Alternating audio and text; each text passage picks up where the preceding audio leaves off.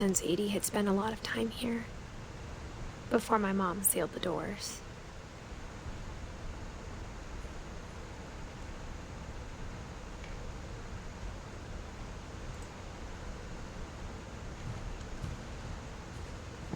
I can't describe it, but I felt like some part of Molly was still here. Molly's gerbil had a tiny bedroom with its own even tinier gerbil cage.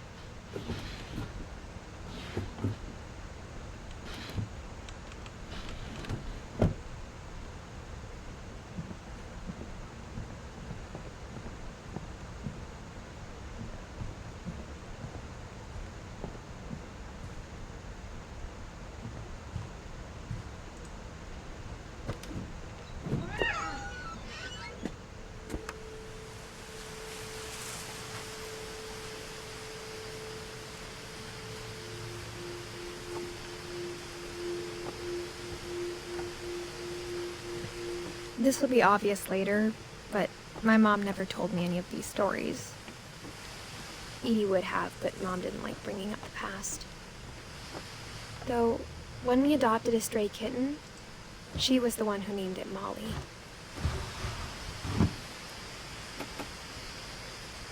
I spent a lot of time in Great-Grandma Edie's room.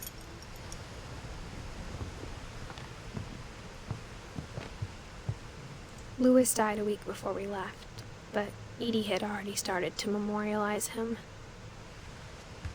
Her room was like a museum.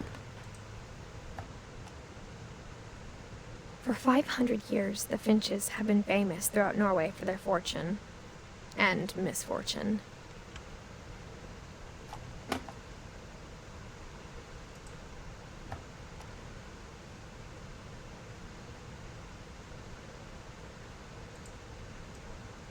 Odin Finch buries the latest victims of the family curse, his wife Ingeborg and their newborn son, Johan.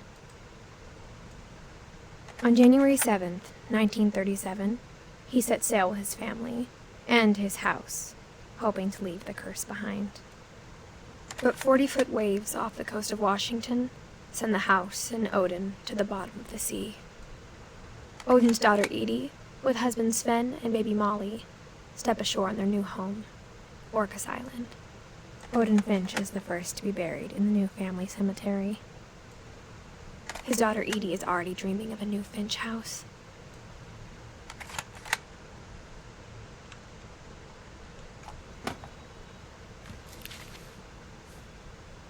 Whatever's wrong with this family, it goes back a long ways.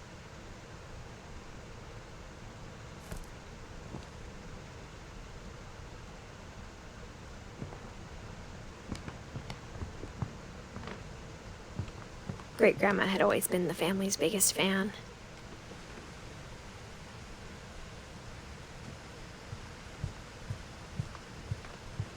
Edie gave a big interview about a mole man living under the Finch house.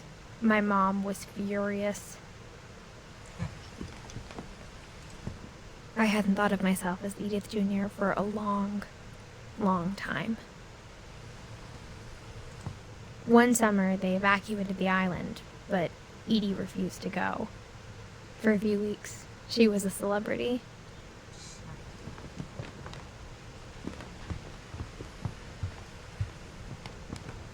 When Edie told people Sven was killed by a dragon, she could also have said he was building a dragon-shaped slide that collapsed. She could have, but she didn't.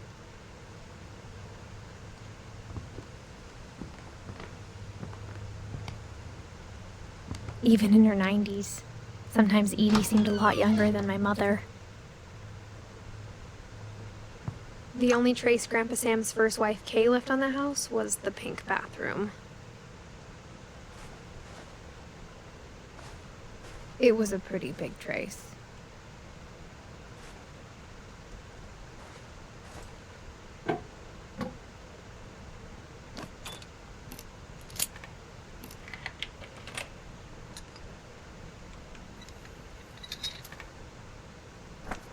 There's a secret in this bathroom. It's in the last place you would look.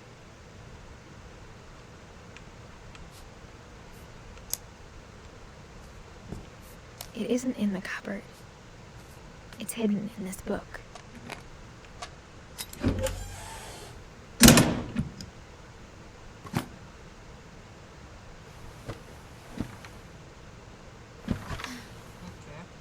Sven gave Sam an old camera he'd refurbished. He never put it down.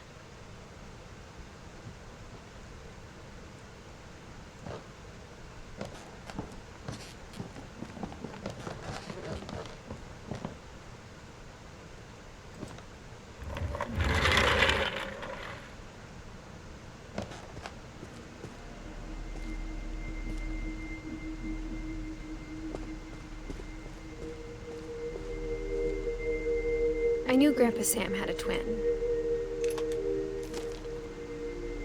and that he never talked about him. I guess my grandpa didn't like history any more than my mom did.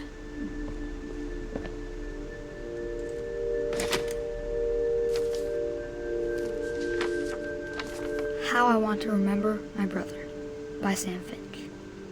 The thing I remember is that when he made up his mind, that was it.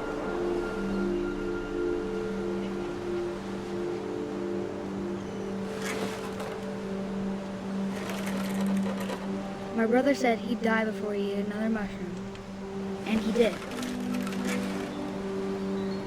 At Barbara's funeral, we swore we'd never be afraid again, and he wasn't.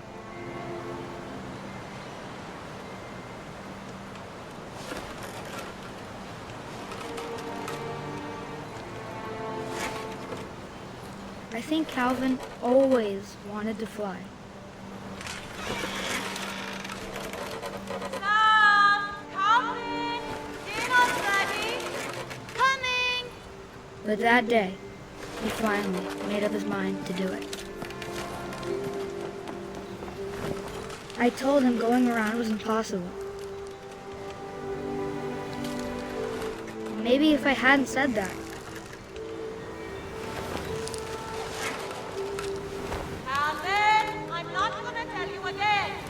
maybe if the wind hadn't picked up, then maybe he'd still be here. But I doubt it. I think he'd already made up his mind. That's what I want to remember about my brother.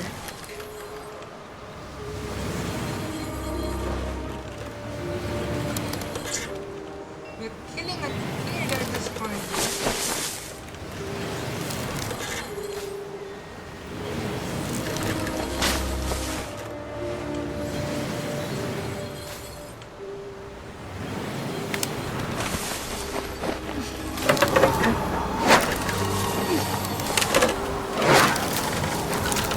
The day he made up his mind to fly.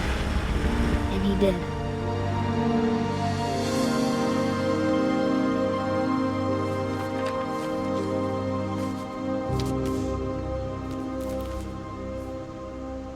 Calvin's story felt strangely familiar. When I was younger, I remember trying to do the exact same thing.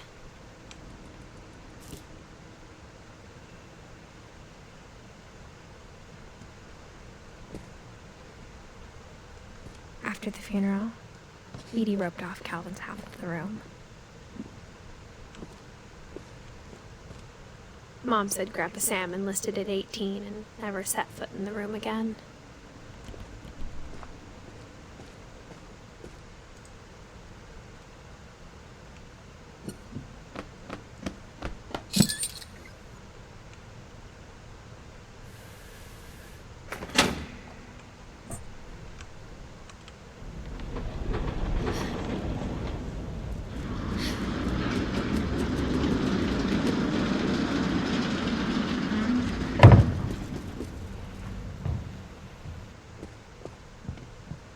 The passages were a pretty tight fit.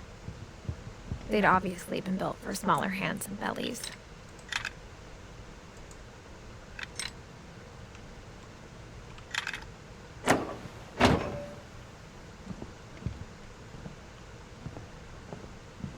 Whenever people ask me about my family, the first thing they always want to know about is Barbara.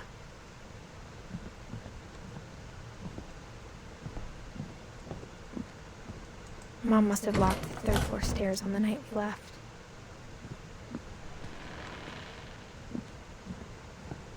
Edie's father, Odin, built the original house.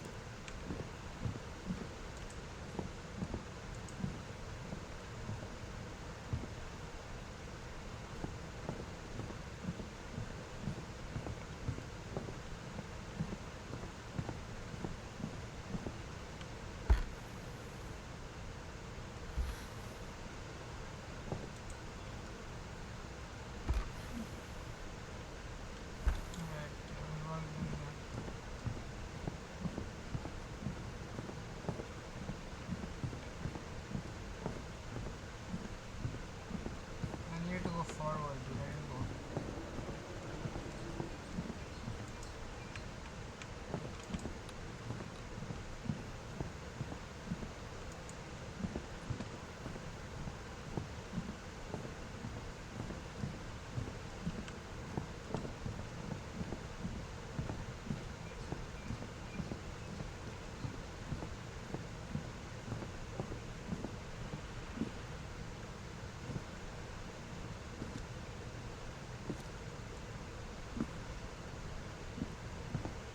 A lot of things got left behind in the whirlwind of that last night.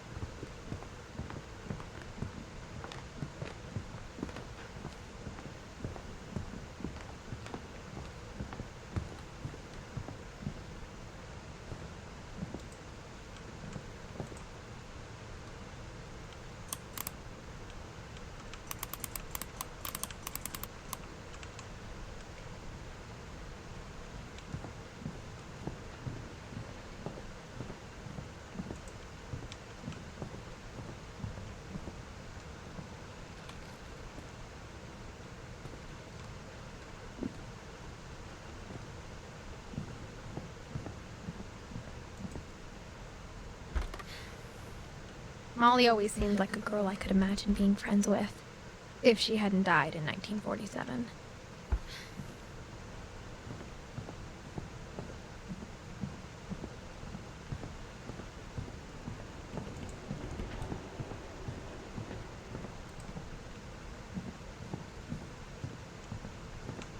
You came out the wrong way, bro.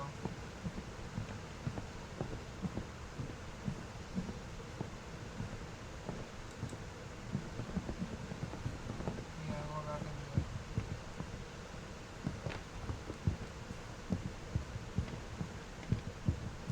This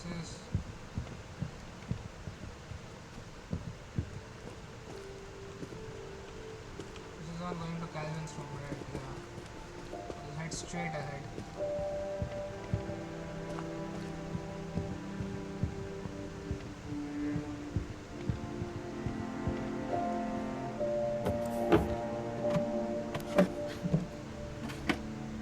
Growing up, I always thought of Barbara as a child star.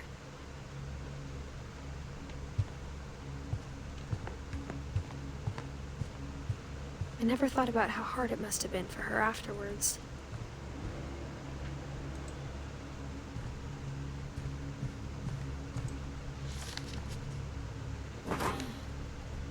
Of all the stories people wrote about Barbara's death, I'm surprised Edie saved this one.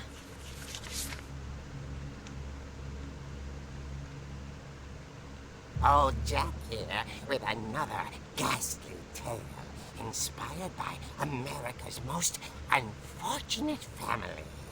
I'm calling it The Surprise Ending of Barbara Finch. As a child star, Barbara was famous for her scream.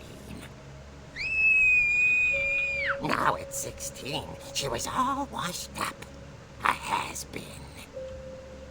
But in a lucky break, she'd been asked to perform her signature scream at a local convention for monster movie fans. It was just the boost her career needed.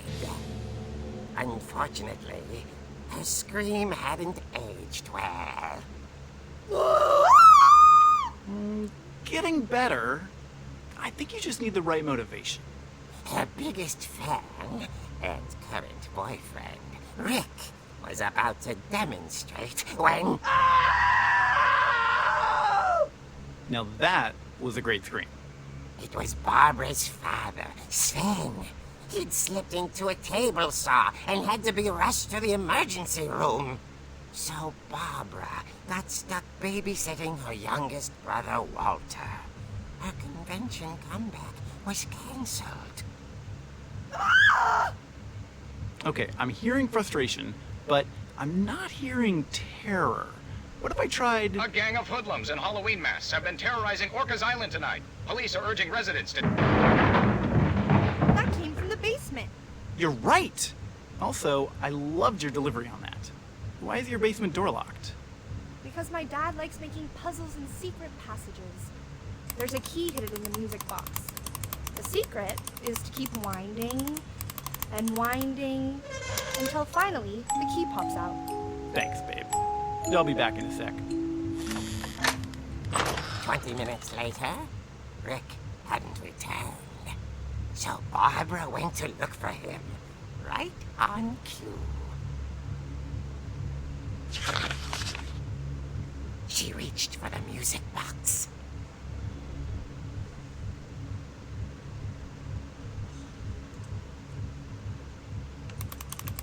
And as she wound the key, she listened for Rick, but the house was silent.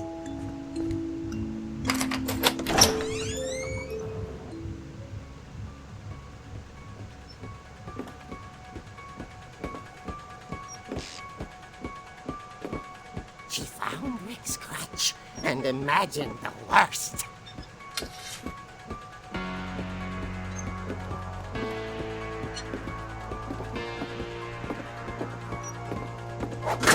The gang's leader is the infamous Hookman killer, Dr. Carl Hamill, who impaled and then ate his family 10 years ago tonight.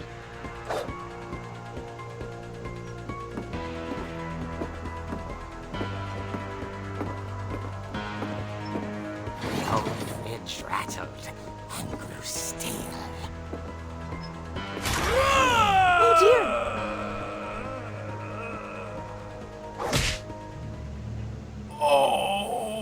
Rick? Barb, relax. I was just trying to scare you to help you find your scream. Well, I'm not scared, Rick. I'm furious. Then act furious. All I'm getting from you now is that you're hurt and confused and you... She threw him out, but she kept a little something to remember him by. Barb, have you seen my other crutch? And she was still holding it when she fell asleep watching the Late Late Picture Show. Hours later... Barbara! Walter, what's going on up there? Ah! Okay, I'm coming up, but if this is a trick, you're dead, Walter.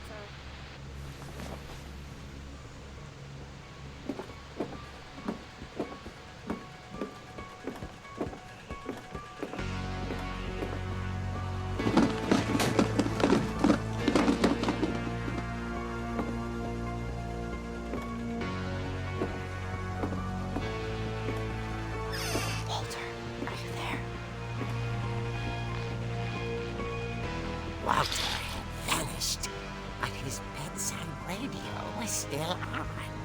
Orcas Island police describe the man as 6 feet tall, with a steel hook for a hand.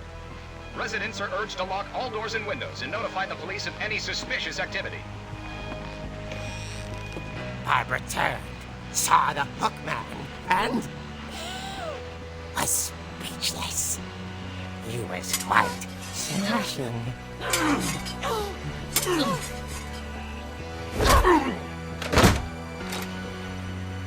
And he was. He couldn't get enough of Barbara. Okay, Barbara, there's gotta be another way out of here.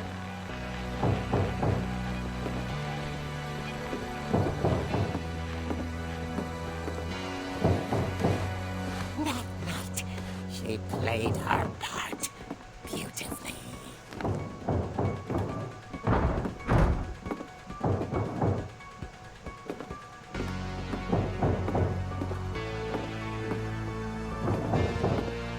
She thought about abandoning Walter, but just couldn't do it.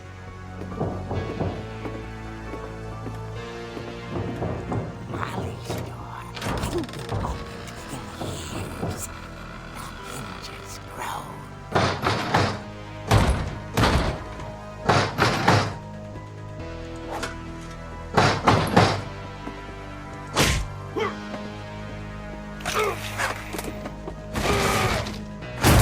He wasn't moving, but she sensed the story might not be over yet.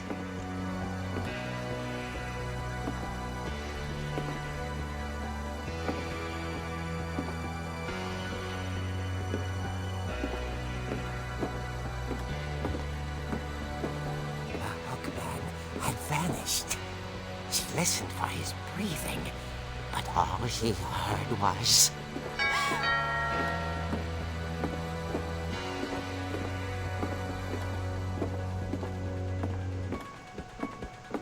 At the door, she heard whispering. It was coming from inside the house.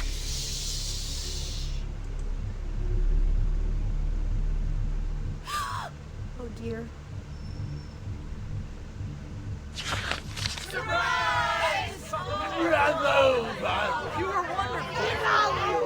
monsters had come to surprise her. For Barbara, it was a dream come true. Then she saw what kind of monsters they were, and she realized what was about to happen. She was going to be famous. And with her final breath, Barbara Finch gave the performance of her life.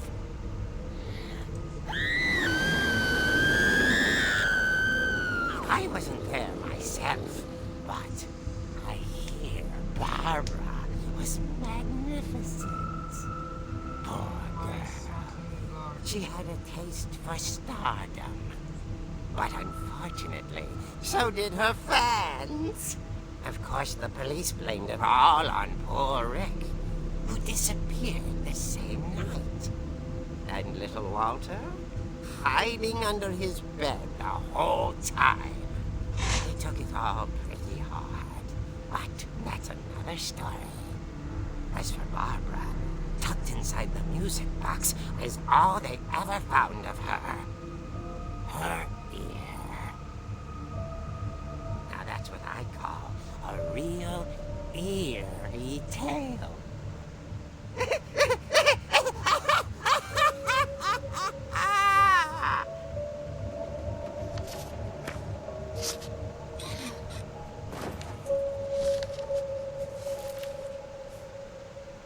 Edie told me all Barbara wanted was to be remembered, as absurd as that comic was. Maybe what Edie saw was a happy ending.